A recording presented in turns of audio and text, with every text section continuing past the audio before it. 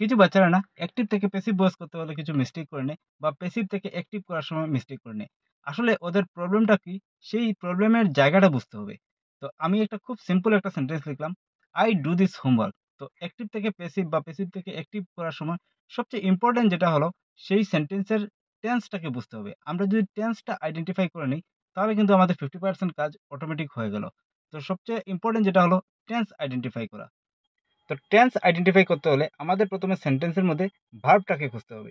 তো এই যে sentence "I do this homework" এই সেন্টেন্সের মধ্যে ভার্ব যেটা হলো ডু অর্থাৎ করা। তো ডুটা হচ্ছে কোন ফর্মে? ডু, ডিড, ডান মানে ডুটা হচ্ছে প্রেজেন্ট ফর্মে।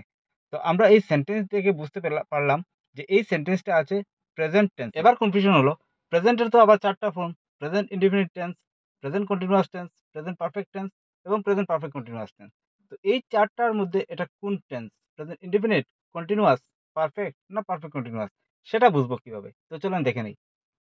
তো আমরা জানি একটা সেন্টেন্স যদি প্রেজেন্ট কন্টিনিউয়াস টেন্স হয় তাহলে বি ভার্ব এম ইজ আর বসে এবং ভার্বের সাথে আইএনজি এড হয়। তো এই সেন্টেন্সের মধ্যে কিন্তু এম ইজ আর কিছুই নেই এবং ডু যে মেইন ভার্ব তার সাথে কিন্তু আইএনজিও এড নেই। তার মানে এটা ক্লিয়ারলি বোঝা যাচ্ছে যে এটা প্রেজেন্ট কন্টিনিউয়াস টেন্স নয়। তাই আমি প্রেজেন্ট কন্টিনিউয়াস টেন্সটা কেটে দিলাম। এবং প্রেজেন্ট পারফেক্ট টেন্সে আমরা জানি যে বি ভার্ব হ্যাভ বা হ্যাজ বসে এবং ভার্বের পাস্ট পার্টিসিপল হয় অর্থাৎ ডু, ডিড, ডান হতো এবং ভার্বের আগে বি ভার্ব হ্যাভ বা হ্যাজ বসতো। এখানে হ্যাভ হ্যাজ কিছু নেই এবং ভার্বের পাস্ট পার্টিসিপল নেই। তাই আমি প্রেজেন্ট পারফেক্ট টেন্সটাও কেটে দিলাম। চলেন এবার দেখা যাক প্রেজেন্ট পারফেক্ট কন্টিনিউয়াস টেন্স। তো প্রেজেন্ট পারফেক্ট কন্টিনিউয়াস টেন্সে আমরা জানি বি ভার্ব হ্যাভ বিন এবং হ্যাজ বিন বসে এবং যেহেতু এটা কন্টিনিউয়াস টেন্স তার মানে মেইন ভার্বের সাথে আইএনজিও এড হতো, ডুইং হতো। তো এটা এখানে হ্যাজ বিন কিছু নেই এবং ডুইংও নেই। তার মানে এটা প্রেজেন্ট পারফেক্ট কন্টিনিউয়াস টেন্সও নয়।